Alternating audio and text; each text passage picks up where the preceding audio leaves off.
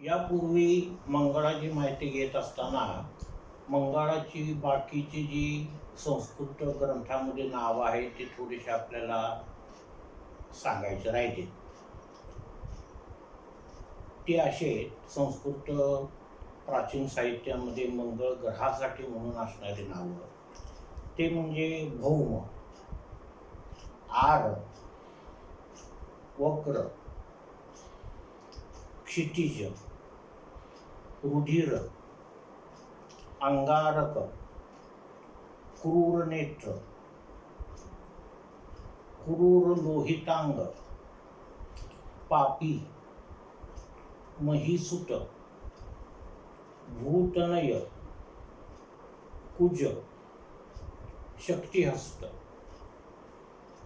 अशी वेगवेगळ्या ठिकाणी आणि वेगवेगळ्या अर्थानं मंगळाचा उल्लेख केलेला आहे वेगवेगळ्या नावांनी. त्यापैकी मंगळ हा पृथ्वीचा मुलगा आहे या अर्थानं भूतनय, महिसूत, मही म्हणजे पृथ्वी, भू म्हणजे जमीन, महिसूत म्हणजे पृथ्वीचा मुलगा आणि तनय म्हणजे सुद्धा मुलगा म्हणजे पृथ्वीचा मुलगा म्हणजे पृथ्वीचा मुलगा या अर्थाने दोन शब्दांनी किंवा दोन नावांनी मंगळ प्राचीन संस्कृत साहित्यामध्ये मंगळाचा त्या उल्लेख आहे. नंतर रुधिर म्हणजे रक्त. त्याचे असणाऱ्या नावावरूनच आपल्याला त्या मंगळाचे गुण कळतात की त्याची गुणधर्म कसे असतील. आपण याच्यापूर्वी मंगळाचे सर्वसामान्य गुणधर्म पाहिले, चांगले आणि वाईट. त्यामध्ये रक्त हा शब्द अनेक वेळा आलेला आहे आणि मंगळाचं दुसरं नाव रुधिर आहे. तसंच क्रूर नेत्र आणि क्रूर लोहितांग की तांबड्या डोळ्यांचा,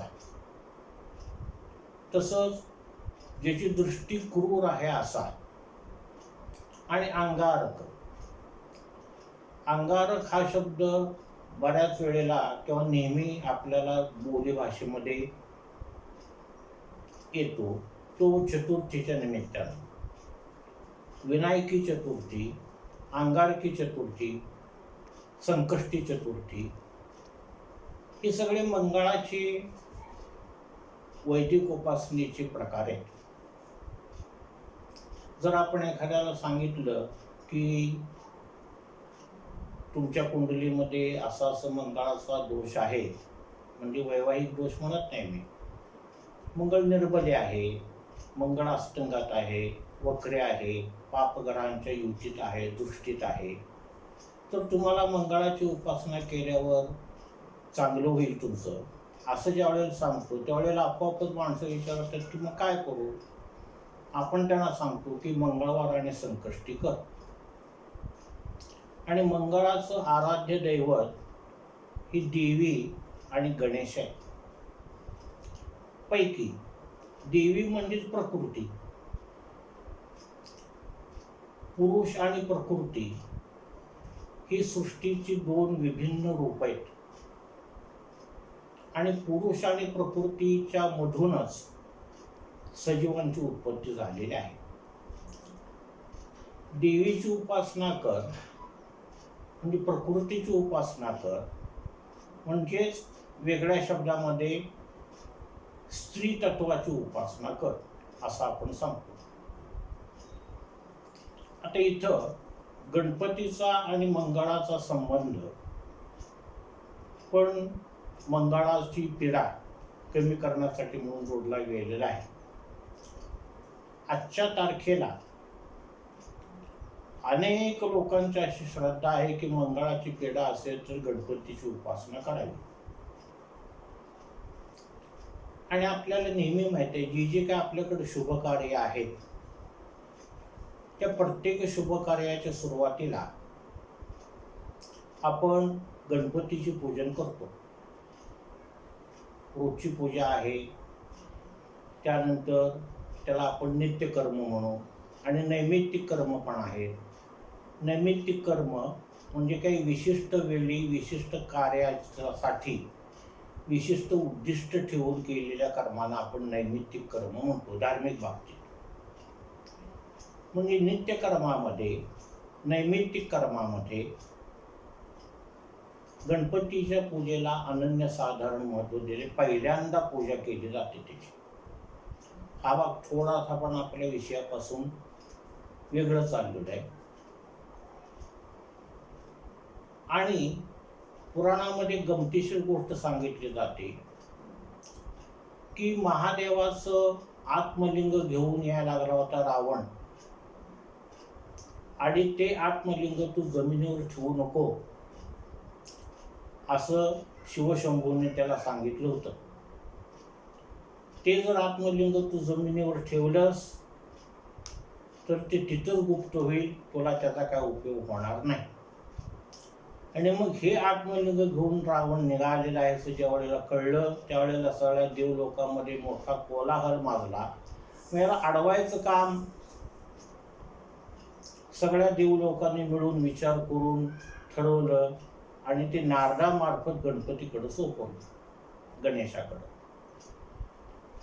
आणि ह्या गणेशाकडं काम सोपवत असताना नारदाने एक युक्ती योजली की हे गणपती, कोणतेही काम करत असताना लोक तुझी पूजा करतात, लोक तुझे स्तवन करतात, स्तुती करतात, पण नारदानं एवढी मोठी शंकराची स्तुती केली आहे तुझ्या वडिलांची, आणि त्यांना प्रसन्न करून घेऊन हे आत्मलिंग घेऊन तो लंकेला चाललेला आहे. पण त्यावेळी काय केलं नारदानं, तर तुझं अजिबात आठवण काढली नाही.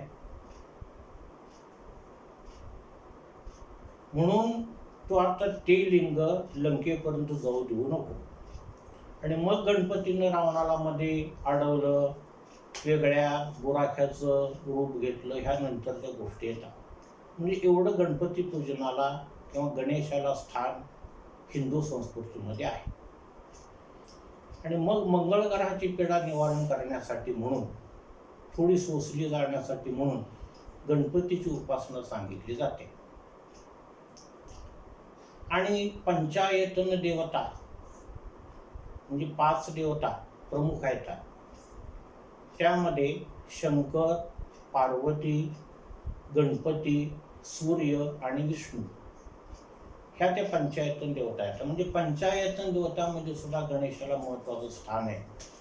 परंतु ज्या वेळेला आपण पूर्ण बुद्धीचा वापर करून आपल्या संस्कृतीच्या इतिहासाचा अभ्यास करतो, त्यावेळेला असं लक्षात येतं की गणपती हे दैवत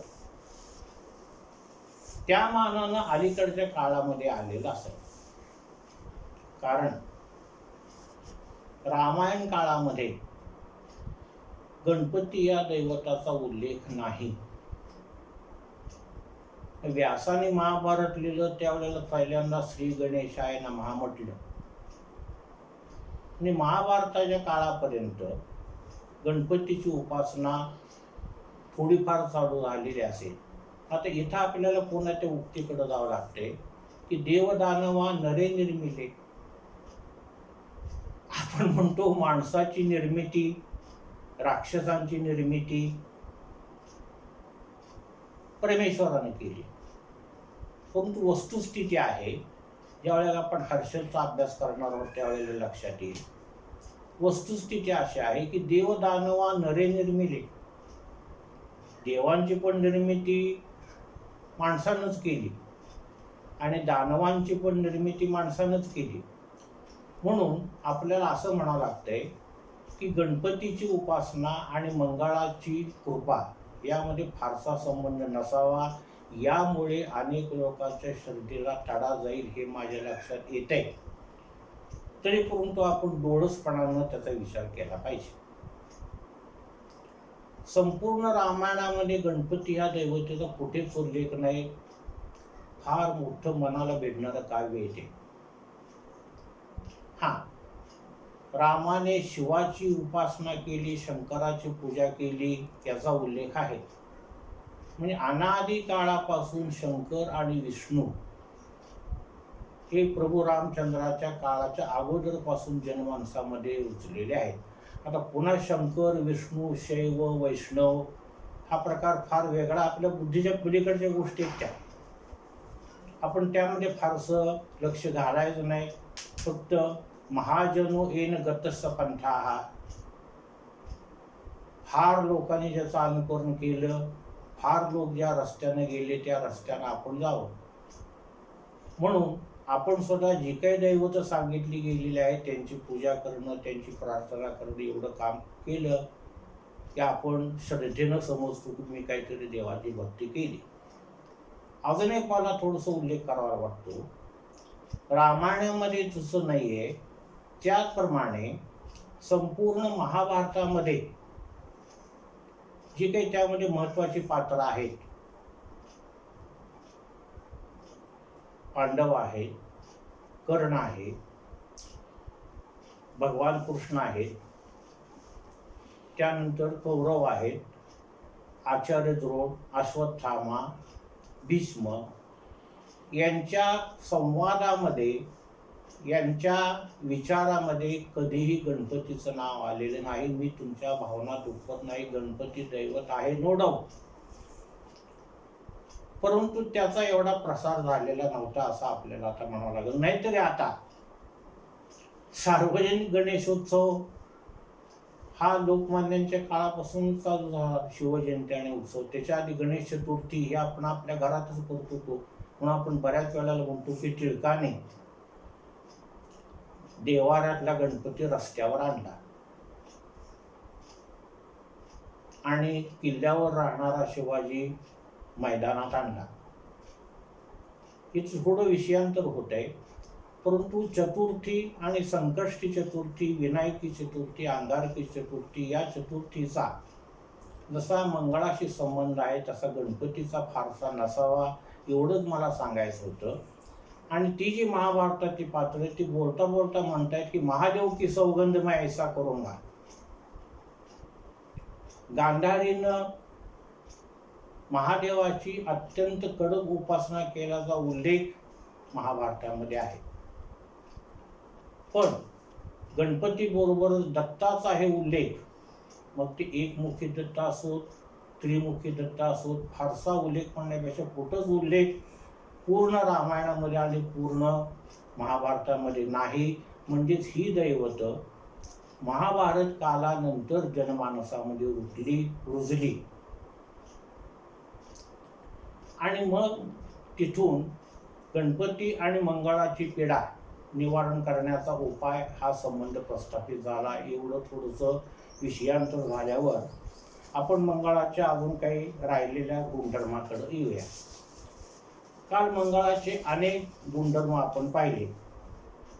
त्यातला पहिला एक गुणधर्म आपण पाहिला की मंगळ हा राजा नाही, मंगळ हा सेनापती आहे. राजाच्या आज्ञेचं पालन करणं एवढं एकच काम मंगळाचं आहे. आणि जे मंगळ प्रधान व्यक्ती असतात त्या स्वतःहून युद्ध निर्माण करत नाहीत, हे पण आपण काल पाहिलं. आणि राजाज्ञेचं पालन करणं आणि ते मनापासून करणं याची पुराणातली नाही, कुठल्या स्वप्नसृष्टीतील नाही, तर अगदी आपल्या नजीकच्या इतिहासामध्ये घडून गेलेली एक गोष्ट आहे. छत्रपती शिवाजी महाराजांनी एक आज्ञा काढली की अमक्या अमक्या रस्त्यानं कोणाला जाऊ द्यायचं नाही. काय त्या वेळेला प्रसंग घडले असतील आणि त्या रस्त्यावर आपले हवालदार किंवा आपले जे कोणी अधिकारी वर्ग होते त्यांना नेमणं. आता आपलं हे पालन योग्य रीतीनं होते का नाही हे पाहायसाठी राजाने एकदा वेषांतर केलं. पुन्हा एकदा सांगतो, ही पुराणातली गोष्ट नाही, घडलेली गोष्ट आहे. काय कसं आपण पाहिलं की वेडात दौडले वीर मराठे सात, ही घडलेली गोष्ट आहे. तसं आता आपण जे बघतोय ती सुद्धा घडलेली गोष्ट आहे. आणि नेमकं वेषांतर करून राजे त्याच मार्गाने चालले आणि हुकुमाची अंमलबजावणी करणारा एक रखवालदार हवालदार असेल त्यावेळेचा कोण तिथे आडवा आला आणि त्याने अडवलं. राजे स्वतः घोड्यावर बसले होते, हातामध्ये तलवार होती, रुबाबदार व्यक्तिमत्व त्यांनी स्वतः होतं, पण त्यावेळेला अजून जास्त रंगवलं असेल आणि त्यांना अडवलं त्या अधिकाऱ्यानं. तरी पण राजा तसाच पुढे चालला आणि म्हणून त्यावेळेला तो एकदम खाडकन म्हणतो, खबरदार जर टाच मारून जाल पुढे चिंधड्या उडविन राई राई वड्या. खबरदार जर तुम्ही घोड्याला टाच मारून जर पुढे गेलात तर तुमच्या राई राई एवढ्या चिंध्या उडवी. आणि मग राजाला गैवरून आलं, अरे बाप रे म्हणलं, इतका प्रामाणिक अधिकारी वर्ग आपलं काम करतोय म्हणताना त्यांना अतिशय आनंद झाला. त्यांनी त्या अधिकाऱ्याचं कौतुक केलं, त्याला बक्षीस दिलं. सांगायचंय काय तर कोण का असना राजाज्ञेचं पालन करणं हे मंगळाचं काम आहे. म्हणूनच तो माणूस म्हणला की खबरदार जर टाच मारूनी, कोणाला टाच मारूनी? घोड्याला. खबरदार जर टाच मारूनी जाल पुढे चिंधड्या उडविन राई राई वड्या. हे उदाहरण घेतल्यानंतर तेच उदाहरण आपल्याला चालू परिस्थितीमध्ये सुद्धा त्याची सांगड घालता येते. आता जनरल म्हणून एक पोस्ट आहे भारतीय सैन्य दलामध्ये, त्यांची नावं सुद्धा आपल्याला माहित आहेत. आपल्या नेहमी तोंडावर असणारं नाव म्हणजे जनरल अरुण वैद्य. अजून प्रत्येक काही जनरल होऊन गेले. तर असा जनरल होण्यासाठी कोणाची गरज असते? कुठल्या बळाची गरज असते? तर मंगळ बळाची गरज असते. आपल्या भारतामध्ये किंवा कुठल्याही देशामध्ये सेनापती युद्धाची सुरुवात करत नाही, सेनापती युद्ध थांबवत नाही. एकदा युद्ध चालू झालं की थांबवायची आज्ञा यायची तो वाट पाहतो. हे मंगळाचा गुण स्पष्ट करून सांगण्यासाठी म्हणून आपण हे उदाहरण आणि ही चर्चा करत आहोत. मिर्झा राजा जयसिंग बरोबर शिवाजीराजे तह करत बसले होते. तहाची बोलणी चालू होती पुरंदरच्या पायथ्याशी. पुरंदरच्या पायथ्याशी महाराजांची आणि मिर्झा राजांची बोलणी चालू आहे. त्यातून निष्कर्ष निघणार आहे, काहीतरी तोडगा निघणार आहे, काहीतरी निर्णय निघणार आहे माहीत असून सुद्धा पुरंदर लढवणारा मुरारबाजी देशपांडे युद्ध थांबवून बसला नाही. त्याच्याशी लढा देणाऱ्या दिलेर खानानं विचार सांगितलं, अरे खाली थोड्या अंतरावर तुझ्या मालकाची, तुझ्या स्वामीचे आणि आमच्या स्वामींची म्हणजे जयसिंगाची बोलणी चालू आहेत. हे युद्ध आपलं संपणार आहे. तुझा राजा आम्हाला शरण आलेला आहे. बट नो, जोपर्यंत राजाची आज्ञा येत नाही तोपर्यंत पुरंदर लढवण्याचं काम चालूच राहिलं. त्याचं मुंडकं छाटलं गेलं तरी त्याच धड माणसं कापत पुढे गेलं. एवढी मंगळाच्या ठिकाणी राजाची आज्ञा पालन करण्याची निष्ठा आहे. हा फार मोठा सद्गुण आहे त्याचा. नंतर आता हे झालं अत्यंत शुभ स्थितीत असणाऱ्या मंगळाच्या बाबतीत आपण त्याची गुणधर्म पाहिले. अशुभ स्थितीत किंवा अशुभ लक्षणाने युक्त निर्बली मंगळ काय करतो तर अधिकाराचा दुरुपयोग करतो. त्याला थोडा जरी अधिकार मिळाला तर तो आपल्या हाताखालच्या लोकांवर तो लादतो त्याचे नियम आणि अतिशय त्यांना त्रास देतो. एखाद्या ऑफिसमध्ये सुपरिंटेंडेंट म्हणून एक पोस्ट असते. कुठं अधीक्षक म्हणून एक पोस्ट असते, ठाणे अंमलदार म्हणून पोस्ट असते, याच्यापेक्षा पुढे गेलं तर हेडमास्टर म्हणून आहे, सिनियर क्लार्क म्हणून आहे. अशी माणसं जर दुर्बल मंगलाचा प्रभाव त्यांच्यावर असेल तर ते आपल्या हाताखालच्या लोकांना अतिशय त्रास देतात. केव्हा एकदा याची बदली होते याची ती वाट बघत हाताखालची माणसं बसलेली असतात. हा मंगळाचा म्हणजे अशुभ स्थितीत किंवा ऋणमंगळाचा उपयोग आहे. दुसरी एक गोष्ट, या मंगळाला जातीचा आणि धर्माचा फार अभिमान असतो. एक गोष्ट पुन्हा महत्वाची लक्षात घ्या, ज्याला मंगळाचं बळ खूप चांगलं आहे, ज्याचा मंगळ उच्च राशीत, स्वराशीत, चांगल्या ठिकाणी, चांगल्या ग्रहाने युक्त किंवा दृष्ट, त्यांच्याशी चांगले योग करतात, ते लोक धर्माचे, जातीचे अभिमानी असतात. प्रसंगी स्वतःचा वेगळा धर्म किंवा स्वतःचा वेगळा पंथ काढण्याचं धाडस, तेवढी क्षमता त्यांच्यापाशी असते. याचं बोलकं उदाहरण आपल्याला भगवान श्रीकृष्णांचं देता येईल. जी काय परंपरेनं चालत आलेली आहे ती कुंडली आपण पाहतो, वृषभ लग्नाची श्रीकृष्णाची, आणि त्यांच्या वृषभ लग्नाच्या कुंडलीमध्ये भाग्यात मकरेचा मंगळ आहे आणि लग्नी चंद्र आहे. म्हणजे मंगळ चंद्र नवपंचम, वृषभेचा चंद्र उच्च राशीचा, मकरेचा मंगळ उच्च राशीचा, या दोघांचा धर्म त्रिकोणात असलेला नवपंचम जबरदस्त शुभयोग झाला.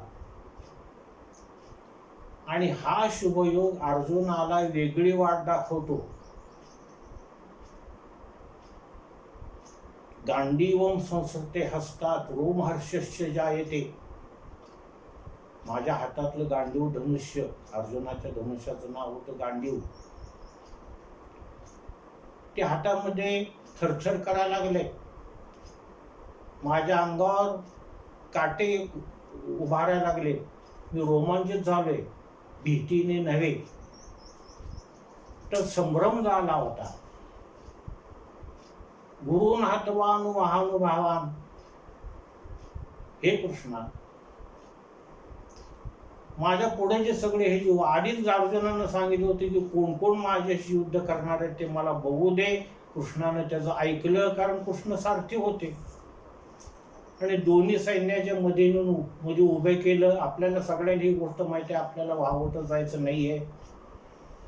आणि दाखवलं की हे भीष्म, हे द्रोण, हा दुर्योधन, हा अमका, हा तमका, हा अश्वत्थामा, हा अमका, हा या प्रदेशाचा राजा, तो त्या प्रदेशाचा राजा, हे सगळे तुझ्या विरुद्ध युद्ध करायला उभारलेले. हे अर्जुना, युद्धाला चालू कर. त्यावेळेला अर्जुन म्हणतो की मला युद्ध करायचं नाही, कारण त्या माझ्या गुरूंना, गुरुबंधूला, माझ्याच भावांना मारून मला हे राज्य नको. त्यावेळेला उपदेश करण्याचं काम या मंगळचंद्र नवपंचमाने केले. इतके मंगळाची जबरदस्त ताकद आहे. एका शब्दात सांगितलं, तू क्षत्रिय आहेस, तू पुरुष आहेस, तुला लढायलाच पाहिजे. You have to do it, you have to do it. अर्जुना, मेलास तर स्वर्गाला जाशील आणि जिंकलास तर पृथ्वीचं राज्य भोगशील. हतो वा प्राप्यसी स्वर्गम, जितवा वा भोक्षसे महिम. एवढं सगळं ऐकून सुद्धा बराच काळ ते सांगितले, काळाला थोपून भगवंताने अर्जुनाला सांगितले सगळं की युद्ध करणं कसं आवश्यक आहे, योग्य आहे. तरी पण अर्जुनाच्या मनामध्ये अजून शंका होती. काय शंका होती? या मोठ्या धरुणधारी माणसाला, या अजेय योद्ध्याला काय शंका होती की मला पाप लागल, का पाप लागल, तर मी याला मारलं म्हणून. कृष्ण सांगतायत की अरे त्या लायकीचेच आहेत, तू जर ह्यांना नाही मारलं तर काय त्यांना मारणारच आहे. आणि शेवटी गीतेमध्ये सगळ्यात महत्वाचा श्लोक एक असेल की शेवटी भगवान त्याला म्हणतात की सर्व धर्मान परित्यज्य मामेकम शरणं व्रज अहम त्वाम सर्व पापेभ्यो मोक्षयामि मा शुचः. डोंट बी अंडर सस्पेन्शन, शंका धरू नकोस. आता इथं धर्म म्हणजे त्यावेळेला धर्म अस्तित्वात आपल्या एकच थोडा हिंदू धर्म आपल्या भागामध्ये होता, परंतु धर्म म्हणजे आता इथे विचारसरणी, वेगवेगळ्या प्रकारचे वागायच्या पद्धती या अर्थानं वापरलाय महर्षी व्यासाने. आणि श्रीकृष्ण सांगतायत की सर्व धर्मान परित्यज्य, या सगळ्या धर्मांचा तू त्याग कर, तू मला एकट्याला शरण ये. म्हणजेच मी सांगतो तसं ऐक, आणि मग काय होईल, सर्व पापापासून मी तुला मुक्त करीन. काय जबरदस्त आश्वासन आहे. हे आश्वासन मुख्यमंत्री, महामंत्री, राष्ट्रपती, अध्यक्ष सुद्धा देऊ शकत नाही. आश्वासन नेते काय देतील, तुमच्या भागात पाणी आणू, तुमच्या भागात लाईट कायमस्वरूपी ठेवू, तुमच्या भागात अमकं करू तमकं करू. परंतु हे पब्लिक, हे प्रजाजनांनो, तुम्ही जर काही पाप केलं असेल तर ते मी निस्तारेन, असं कुठलाही नेता आश्वासन देत नाही. परंतु मंगळ बळाने अत्यंत बलवान झालेला कृष्ण म्हणतोय की अहम त्वाम सर्व पापेभ्यो रक्ष मोक्षयिष्यामि मा शुचः. तुला सगळ्या पापापासून मी तुला मुक्त करीन, मनात शंका बाळगू नकोस. एवढं मंगळाचं महत्व आहे, शुभ मंगळाचं. राजाज्ञाचे पालन करणं आणि लोकांना विश्वासात घेणं, आत्मविश्वास निर्माण करणं, हे मंगळाचं काम आहे. आता मंगळ बिघडलं असताना काय होतं, काल आपण पाहिले की षड्रिपू जे आहे ते काम आणि क्रोध, मोह, मद, लोभ, मत्सर यांची वाढ होते असं आपण पाहिलं. आणि हे खरं आहे. म्हणजे मंगळ आणि शुक्र जर दोन्ही कुंडलीमध्ये बिघडले तर माणसाच्या आयुष्यामध्ये अर्थ राहत नाही. परंतु आता इथे विचार करायचा आहे, आपली उत्पत्तीच मुळात कामात नाही. आपल्या आईच्या ठिकाणी असणारी शारीरिक आसक्ती, आपल्या बापाच्या ठिकाणी असणारी शारीरिक भोगासक्ती, यांच्यातूनच आपला जन्म झालाय. गाई गुरांची संख्या वाढते, घोड्यांची वाढते, डुकरांची वाढते, सगळ्यांची वाढते. हे वाढते कशामुळं, तर शरीर भोगासक्तीमधूनच वाढते. आणि मग ह्याला दूषण का द्यायचं, सृष्टीचा नियम आहे.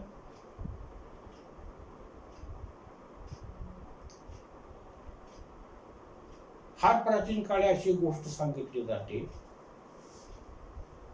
की विष्णूने सांगितलं ब्रह्मदेवाला की तू सृष्टी निर्माण कर. मग ब्रह्मदेवानं सृष्टी निर्माण केली. नद्या, समुद्र, डोंगर, दऱ्या, खोरी, वाळवंट, वनस्पती, जंगल, आणि असंच चालत राहिलं. ब्रह्मदेवाला प्रश्न पडला की आज न उद्या या सृष्टीचा अंत होणारच आहे. आपण निर्माण केलेला सृष्टीचा अंत कसा आपणच करायचा, वाईट वाटतं. आपणच लावलेलं रोप आपण आपल्या हातानं कसं उपटायचं, आपणच बांधलेलं घर कसं पाडायचं. मग विष्णू हसले आणि म्हणाले तू माणसाची निर्मिती कर. सृष्टीचा नाश करायचं काम माणूसच करेल, तुझ्यापर्यंत येणार नाही. आणि त्याच्या ठिकाणी आसक्ती हा गुण निर्माण कर. म्हणजे आपोआप सृष्टीची उत्पत्ती ह्याच्या पुढे तुला करत बसावी लागणार नाही. होत जाईल, वाढत जाईल सृष्टी. माणसाची संख्या वाढत जाईल, त्याला उपयुक्त असणाऱ्या वनस्पतीची संख्या सुद्धा माणूस वाढवेल. आणि या आसक्तीतून म्हणजे स्त्री पुरुषांच्या एकमेकाच्या आसक्तीतूनच मोठमोठी युद्ध होतील. त्यातच त्यांची माते होईल. तुला काहीच करावं लागायचं नाही. ह्याच्या मागचं तत्व आपल्याला बघायचंय. म्हणजे एवढा परमेश्वराला सुद्धा प्रचंड आत्मविश्वास होता की माणसाची निर्मिती केली की सृष्टीची ऱ्हास करायला, सृष्टीचा नाश करायला आपल्याला काही करावं लागायचं नाही. आणि त्याच्यामध्ये एकदा आसक्ती निर्माण केली की माणसाची धडपड जन्मल्यापासून मरेपर्यंत चालू राहील. आता पुन्हा एकदा ऱ्हास हा विषय आला. सृष्टीचा ऱ्हास होतो असं आपण पहिल्यांदाच पहिल्या आपल्या चर्चेमध्ये गप्पामध्ये पाहिलंय आपण. कारण सृष्टीचं तत्वच आहे, जातस्यहि ध्रुव मृत्यू ध्रुवम जन्म मृतस्यच. जो जन्माला त्याचा मृत्यू अटळ आहे आणि जो मेला त्याचा पुन्हा जन्म अटळ आहे. म्हणून आपल्याला पुन्हा मंगळाच्या गुणाकडे यायचंय की मंगळ आणि शुक्र यांचं जोपर्यंत एकत्रीकरण होते तोपर्यंत सृष्टीक्रम चालत राहणार आहे. आणि ज्या वेळेला ह्या एकत्रीकरणाचा अतिरेक होईल त्यावेळेला सृष्टीचा ऱ्हास व्हायला निर्माण होणार आहे. प्रजोत्पत्ती कशी होते तसं प्रजेचा नाश पण होतो. म्हणजे प्रजेचा नाश करण्याचं काम हे काही अंशी मंगळाकडे, काही अंशी म्हणतो आपण सगळं नव्हे. कारण पुन्हा या मंगळाला थांबवणारा माणूस आहे, तो म्हणजे त्याचा राजा, म्हणजेच आपल्या घरमालेचा सूर्य. नंतर मंगळाला जसा जातीचा अभिमान असतो, धर्माचा अभिमान असतो, चांगला मंगळ असणारे म्हणजे मंगळाचं बळ चांगलं असणारे लोक स्वतःची संप्रदाय निर्माण करतात, स्वतःची वेगळी चूल मांडतात धर्माच्या बाबतीत. तसंच मंगळाला दुराभिमान पण आहे. जातीसाठी माती खावी म्हणतात. हा सुद्धा वाईट मंगळाचा परिणाम आहे. दुसरी गोष्ट, मंगळाला एक बाब नको आहे. मंगळाला शांतता नको. रम्य पहाटे निशब्द वातावरणात रव म्हणजे आवाज, नीरव वातावरणात असल्या बाबीचं आणि मंगळाचं फार वाकडं आहे.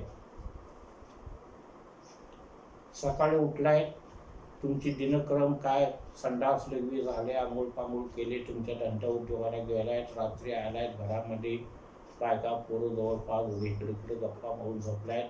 असं जगातला जर प्रत्येक माणूस करायला लागला आणि जर ते बराच काळ चालत राहिलं तर मंगळाचं डोकं फिरतं.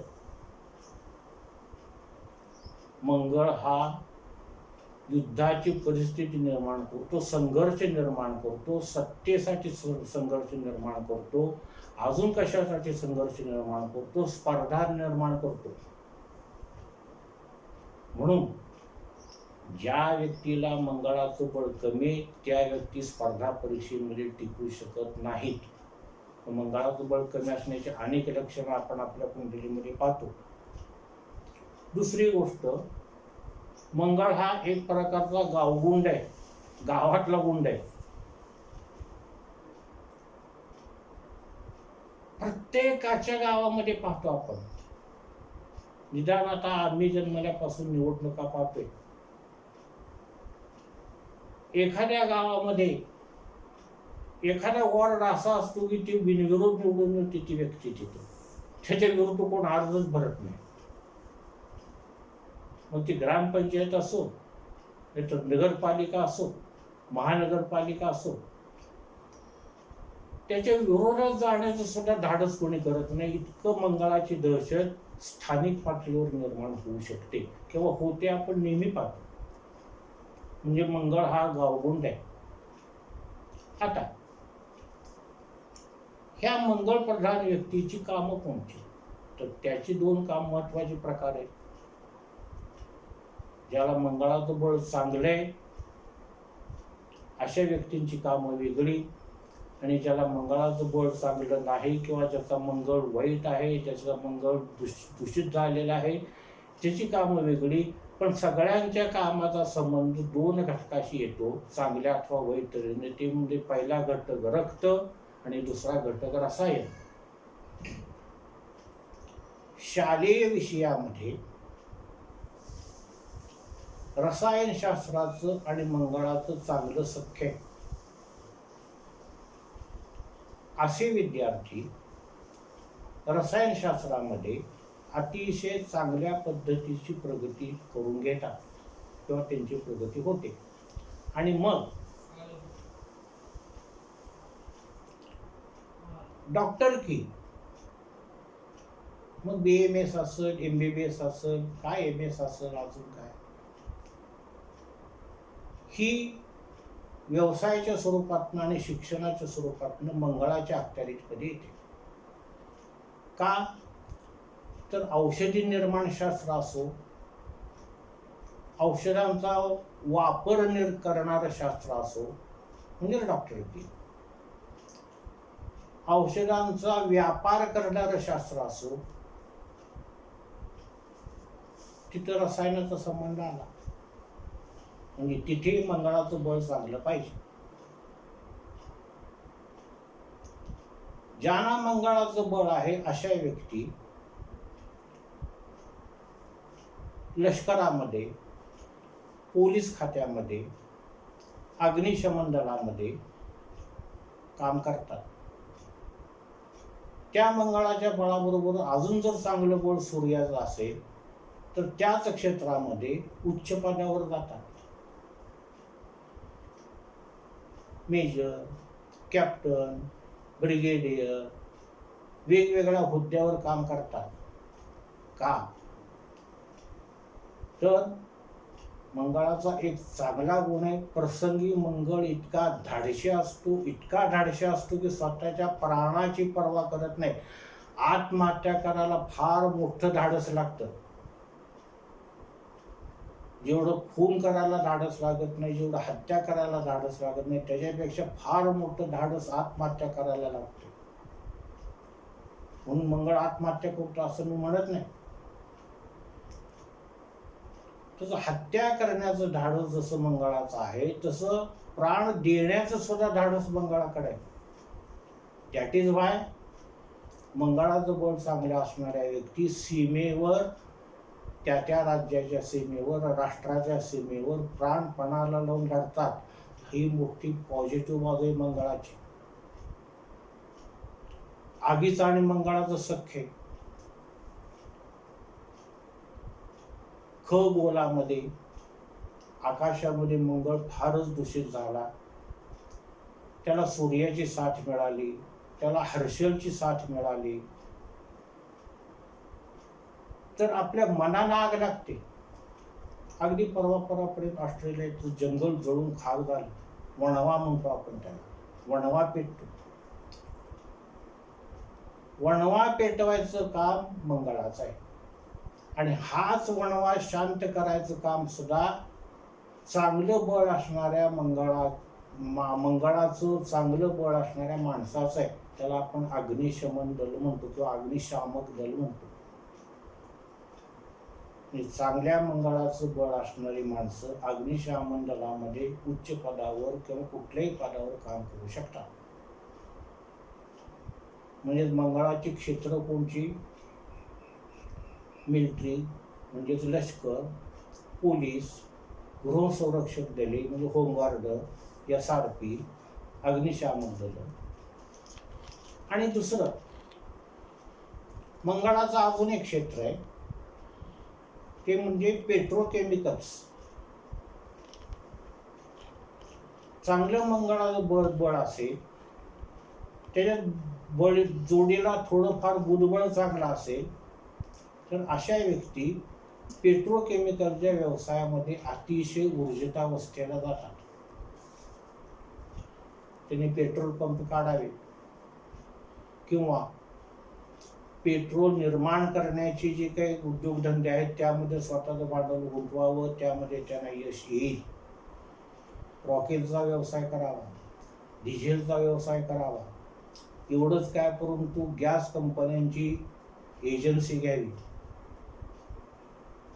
गॅस निर्माण करणे, पेट्रोल निर्माण करणे म्हणजे कोळशापासून वगैरे खाणीतून पेट्रोल निर्माण करणे ही फार उच्च प्रतीची कामं झाली किंवा अतिशय उच्च दर्जाचं मंगळबळ ज्यांना आहे. नुसतं मंगळबळ नाही तर गुरुबळ आहे, सूर्यबळ आहे, अशा लोकांचे काम झाले. अशी माणसं मोजकी असतात.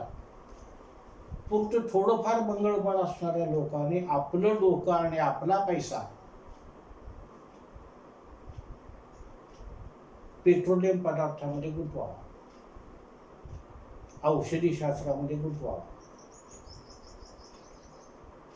वकिली क्षेत्राकडे वळावं. कारण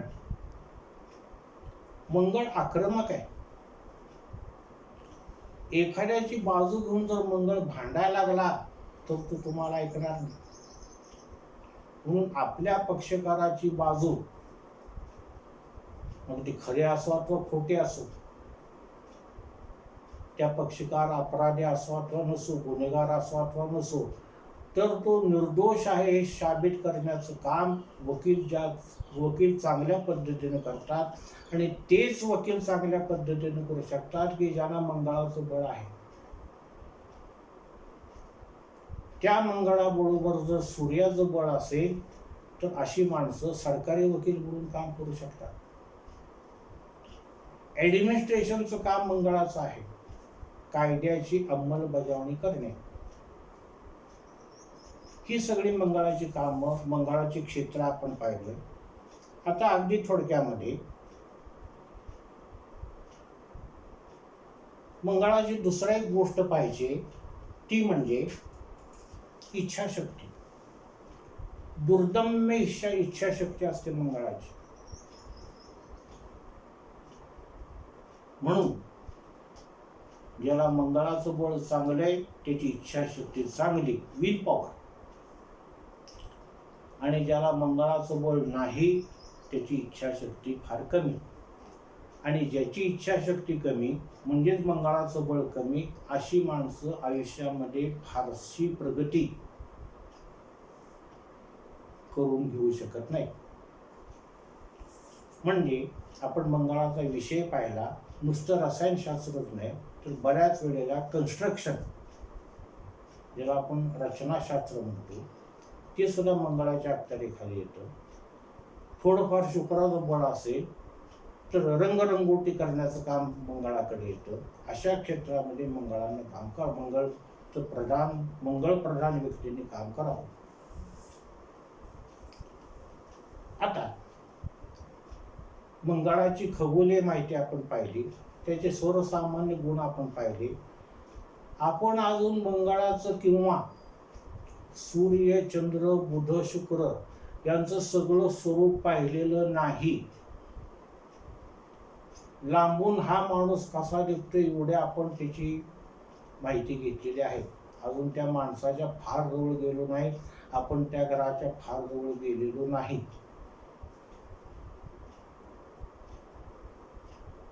आता एवढी त्रोटक माहिती पाहिल्यानंतर मंगळाचे गुण अवगुण,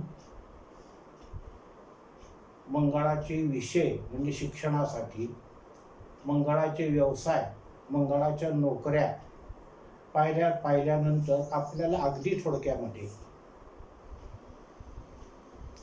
जे आपल्या व्यवहारामध्ये नेहमी बोललं जाते ते म्हणजे मुलाला किंवा मुलीला मंगळ आहे, त्याचा आपल्याला अगदी थोडक्यामध्ये विचार करायचा आहे. आणि मुलाला आणि मुलीला मंगळ आहे म्हणलं की पहिल्यांदा पालक दचकतात. ह्या टोपलीखाली साप आहे असं म्हटलं की आपण दचकतो.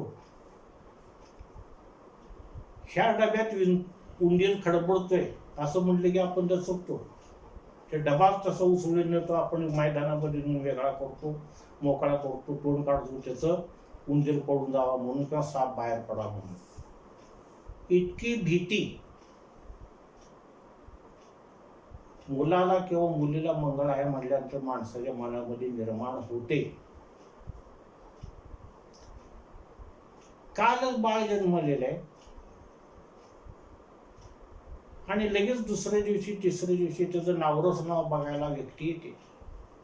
काका काका नातू झालाय, मुलगा झालाय, मुलगी झाली, किंवा भावाला नातू झालाय, बहिणीला मुलगी झाली, त्याचं नावरच नाव तेवढं बघा. पंचांग काढतो आपण, चंद्र कुठल्या राशीत, कुठल्या नक्षत्रात, कुठल्या चरणात आहे पाहतो, त्याचं नावरच नाव काय असेल ते आपण सांगतो. म्हणजे आद्याक्षर, चरणाक्षराला नक्षत्र नाम किंवा नावरच नाव म्हणतो आपण. आणि त्यातनं त्याला उत्सुकता असतो, कशी पत्रिका, 2 दिवसाच्या बाळाची पत्रिका आपण चांगलीच म्हणणार आहे. पुढे 1 महिना 2 महिन्यांनी तिची कुंडली काढायला जर आले आणि काढल्यानंतर म्हणते काय का हो पोराला शांती भीती आहे का? म्हणजे शांतीची भीती म्हणजे खर्चाची पण भीती. त्याचबरोबर त्याला लागून प्रश्न येतो, काका ह्या मुलाला मंगळ आहे का हो, मुलीला मंगळ आहे का हो? लेकरू 2 महिन्याचं आहे. मंगळाचा विचार केव्हा करावा? साधारणपणे 12-15 वर्षाची बाळ झाल्यानंतर मंगळाचा विचार करावा. कुठल्या बाबतीत? विवाहाच्या बाबतीत. मुलीला किंवा मुलाला मंगळ आहे म्हणून दचकून जाणे स्वाभाविक आहे आणि हे दचकणे, काळजी करणे आवश्यक आहे. आधुनिकपणाचं मी समर्थन करणार नाही. आम्ही कुठे लग्न केलं, आमचं लग्न झालं, आम्ही काय कुंडल्या बघितल्या होत्या का? कोणाला माहित आमच्या बायकोला मंगळ आहे का नाही, कोणाला माहित माझ्या जावायला मंगळ आहे का नाही. माझे 2 मुलीची लग्न झाले. आता हीच बघा मुलगी लग्नाची टटली 7-8-10 ठिकाणी बघून आलो, कुठं जमन आहे. आमका बाबा म्हणला की मुलीला मंगळ आहे. मुलगा ग्रॅज्युएट आहे म्हणजे शिक्षण चांगलं आहे, शहरात राहतो, विशेष म्हणजे त्याच्यापेक्षा विशेष मुलाच्या बहिणीचे लग्न झालेले आहेत, फार मोठं विशेष. त्याच्यापेक्षा विशेष मुलगा एकुलता एक आहे, फार मोठा विशेष झाले. आणि त्याच्यापेक्षा विशेष मुलाजवळ आईबाप राहत नाहीत, आईबाप त्यांच्या गावी आहेत. अहो इतकं चांगलं स्थळ मुलीला कसं भेटणार, कधी भेटणार? मुलगा शिकलेला आहे, चांगली गोष्ट आहे. मुलाला नोकरी आहे, चांगली गोष्ट आहे. मुलगा शहरात राहतोय, चांगली गोष्ट आहे. मुलाला बहीण नाही, चांगली गोष्ट आहे. त्याची लग्न झाली, चांगली गोष्ट आहे. मुलाला भाऊ नाही, अरे वा, चांगली गोष्ट आहे. म्हातारी गावाकडे राहते, ही तर सगळ्यात चांगली गोष्ट आहे. तरी पण मुलाचं लग्न होत नाही. आता आली का पंचायत? मग ज्योतिषाची आठवण होते. जोपर्यंत सर्दी होत नाही, पडसं येत नाही, ताप येत नाही, डोकं दुखत नाही, हागवण लागत नाही, बेंड उठत नाही, मुळव्याधी येत नाही, तोपर्यंत डॉक्टरची आठवण येत नाही. ना दिली चांगली.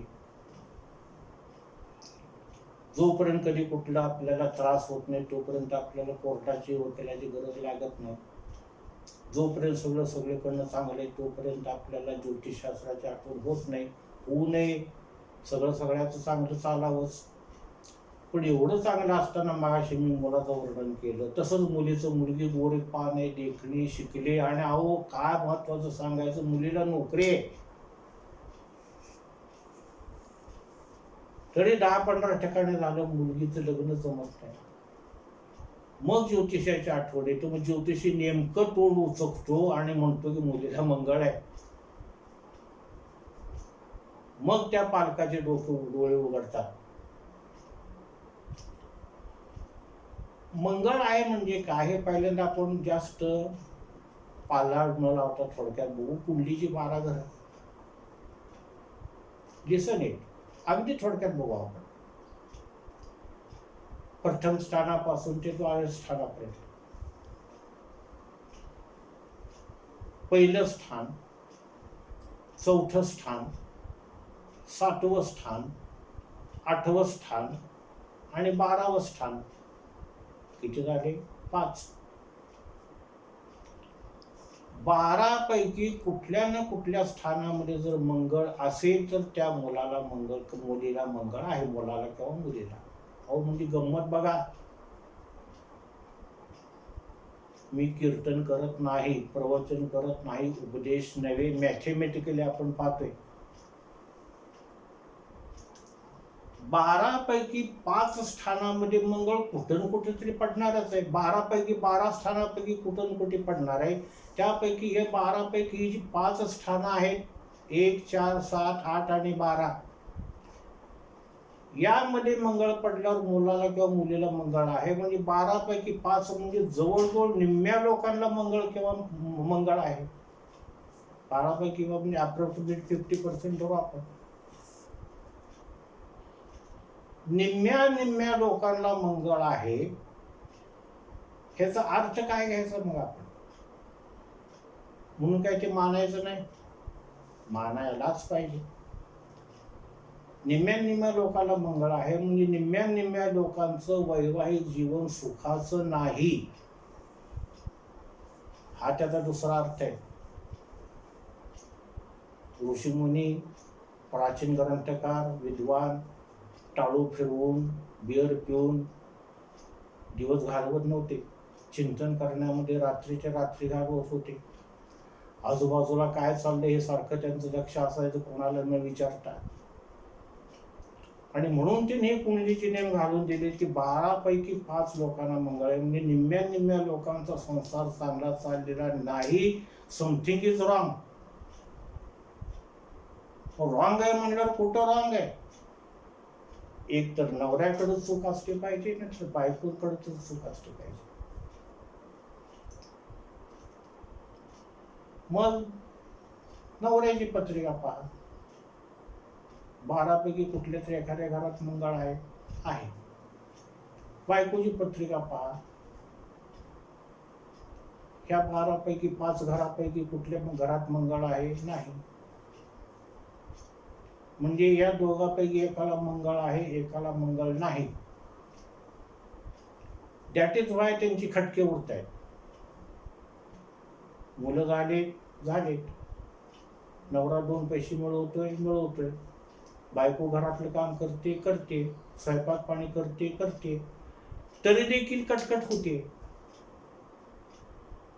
मुळात कटकटीचं कारण म्हणजे पैशाची चणचण, ती नाहीये. संतती न होणं दुसरी अडचण, संतती आहे ती नाहीये. बायकोनं घरात काम न करणं, ती पण नाहीये.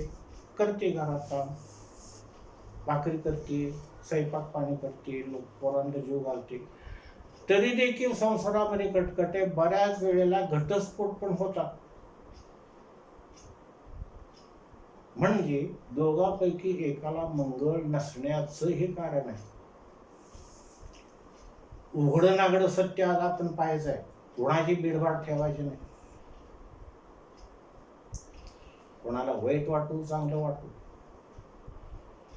आता ही जी कुंडली ती घर आपण पाहिली, 12वं, पहिलं, 4थं, 7वं आणि 8वं, या सगळ्या घरात कुठेतरी एका ठिकाणी मंगळ असल्यानंतर एक लक्षात घ्या, या मंगळाचा आणि सप्तम स्थानाचा संबंध आला. पहिल्यापासून चालू करू आपण. लग्नी मंगळ आहे. चतुर्थ स्थानावर 4थी दृष्टी, सप्तमावर 7वी, अष्टम स्थानावर 8वी.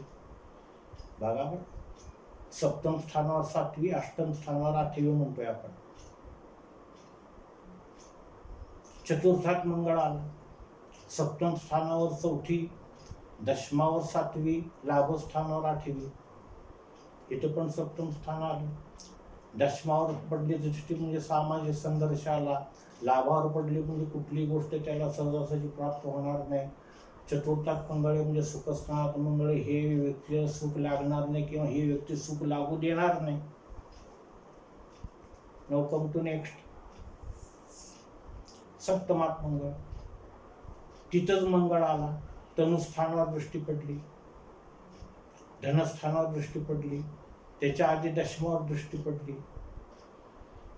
तिन्ही स्थानं त्याने बिघडवली, इन्क्लुडिंग सप्तम स्थान, 4 स्थानं बिघडली. अष्टमात मंगळ, लाभावर 4थी, धनस्थानावर 7वी, तृतीय स्थानावर 8वी बिघडले. यापेक्षा अत्यंत खराब मंगळ असेल तर व्ययातला मंगळ.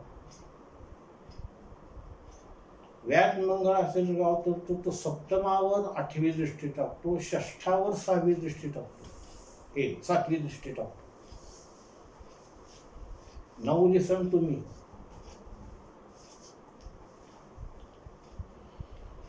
कुंडली शास्त्रामध्ये प्रत्येक स्थानाकडे काहीतरी विशिष्ट गुण दिलेले आहेत आणि प्रत्येक ग्रहाकडे काहीतरी विशिष्ट गुण दिलेले. सप्तम स्थानाकडं गुहेंद्रियाचा बाह्य भाग दिलेला आहे, सेक्शुअल ऑर्गन. अष्टम स्थानाकडं गुहेंद्रियांचा अंतर्भाग दिलेला आहे, सेक्शुअल ऑर्गनचा. आता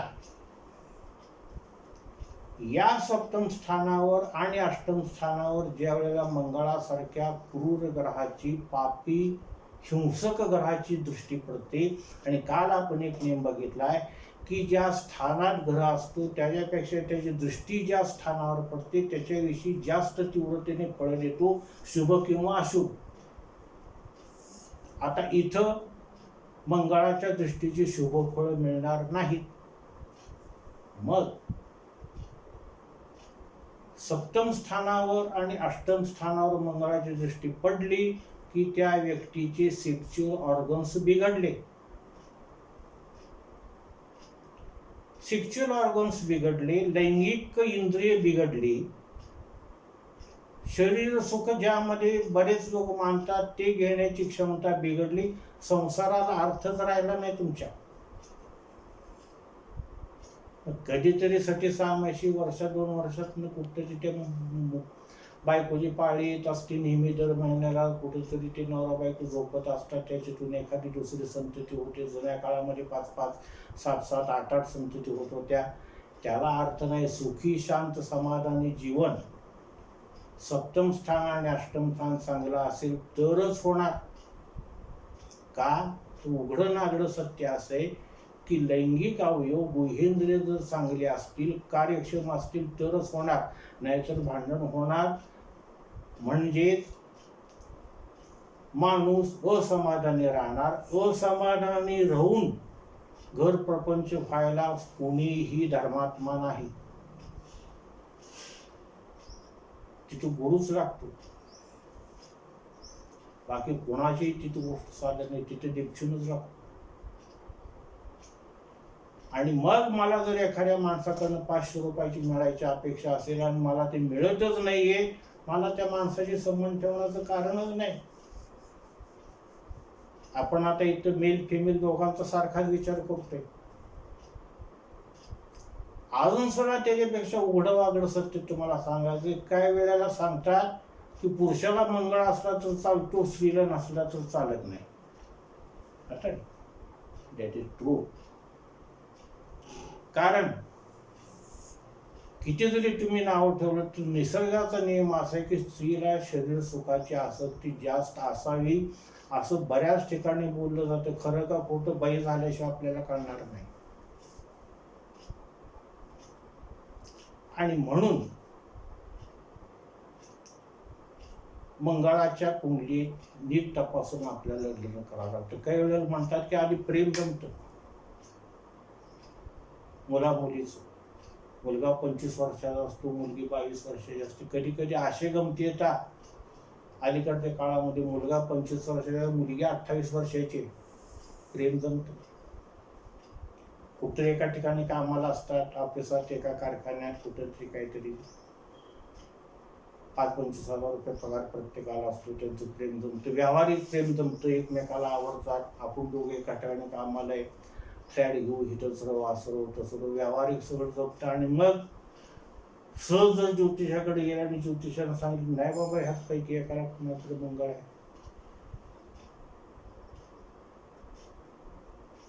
तरी देखील ती वेळ अशी असते, असं ते चालत. हे माहीत असून सुद्धा ती व्यक्ती दुसऱ्या ज्योतिषाकडे जाते,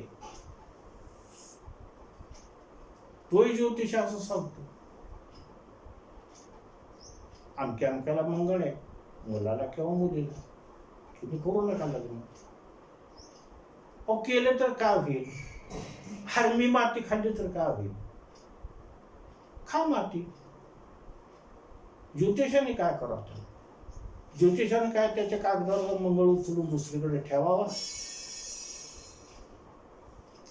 म्हणून अगेन आणि अगेन माझं प्रामाणिकपणाचं सांगणं आहे की लग्न जमवताना मंगळ आहे का नाही पहा. एखाद्याला मंगळ असेल तर तो कसा आहे पाहायला पाहिजे. आता पहिल्यांदा मंगळाला मंगळाची मुलगी किंवा मंगळाचा मुलगा करणं चांगलं. काही वेळेला प्रथम स्थानी मंगळ आहे, निर्दोष आहे समजतात, कोणी वृश्चिकेचा मंगळ चतुर्थात निर्दोष समजतात, असं आहे. त्यामध्ये निर्दोष मंगळ बुधाचा, मिथुनेचा, कन्येचा, कर्केचा मंगळ निर्दोष समजावा, असे पण त्याच्यामध्ये बरेच होते.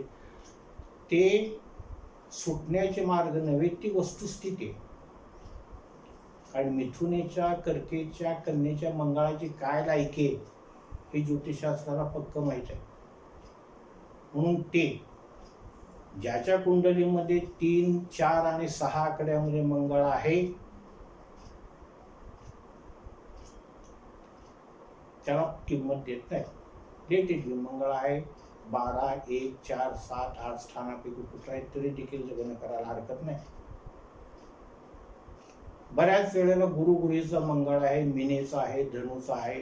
धनुचा मूळ नक्षत्रातला नव्हे, धनुचा पूर्वाषाढा नक्षत्रातला, मीनेचा कुठल्याही नक्षत्रातला चालतो. फार रात्र काय होईल, नवऱ्याच्या मागं किंवा बायकोच्या मागं किरकिर होईल, ह्याच्यापेक्षा जास्त होणार नाही. पुन्हा मुला मुलींची जन्म नक्षत्र हा भाग वेगळा. पण मी मंगळाची पत्रिका ह्याच्यावर विशेष करून बोलतोय. आणि ही मंगळाची पत्रिका असा संसाराचा विध्वंस करते. हर्षलची साथ असेल तर घटस्फोट घडवून आणते.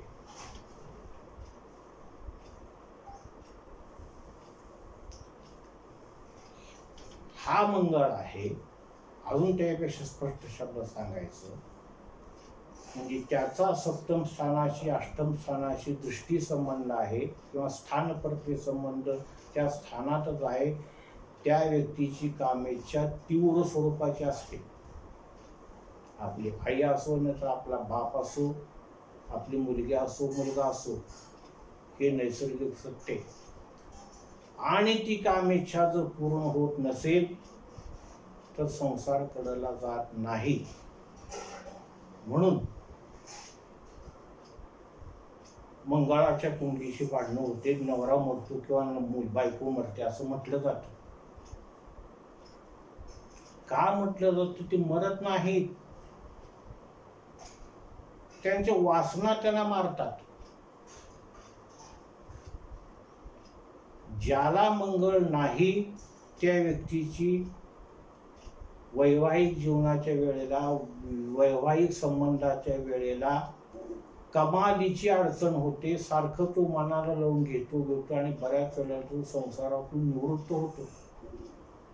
ह्या अगदी एकमेकाच्या खाजगी गोष्टी आहेत.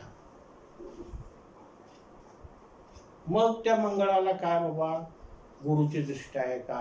आहे, ठीक आहे, चला. हे सुद्धा निदान मला ते मान्य नाही. ह्या मंगळाला मातीत घालणारा तोडीस तोड असणारे ग्रह 3च आहे, सूर्य, शनी आणि प्लुटो. हर्षल तर अजिबात नाही, उलटा हर्षल त्या मंगळाचे गुण वाढवतो. प्लुटो सुद्धा मंगळाचे गुण वाढवतो, पण प्लुटो कामेच्छा वाढवत नाही, सूर्य कामेच्छा वाढवत नाही, शनी तर नाहीच नाही. मग मुलगा किंवा मुलगी एकाच्या सप्तमात मंगळ आहे, त्याच वेळेला दुसऱ्याच्या लग्नी शनी आहे, करा.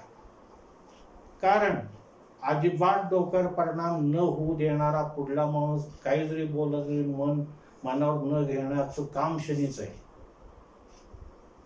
म्हणून ज्याच्या सप्तमात मंगळ आहे त्यानं किती जरी थैथाट केला तरी त्याला प्रतिसादच नाही दिला की घर प्रपंच आपोआप चांगला चालतो. मग ज्याला मंगळ आहे आणि दुसऱ्या व्यक्तीला मंगळ नाही, परंतु शनी बळ आहे, सूर्य बळ आहे, नेपच्यून बळ असल्यावर तर सगळा विषय संपला. नेहमीच लोक तर स्वप्नात असतात. मग अशा वेळेला बाकीचं गुण मिळले, नाडी वगैरे जमले तर विवाह करायला हरकत नाही. परंतु विवाह जमवताना लग्नेश मंगळ शुक्र यांचा कटाक्षाने विचार करा. अशा पद्धतीने आपण मंगळाचे सामान्य गुणधर्म, मंगळाचे शिक्षण विषयक फलित, नोकरी व्यवसायाची फलित, वैवाहिक जीवनावर होणारी फलित, औद्योगिक क्षेत्रामध्ये असणारे परिणाम पाहिले. आता नंतरच्या एखाद्या वेळी आपण पुन्हा गुरुग्रहाविषयी माहिती घेऊ.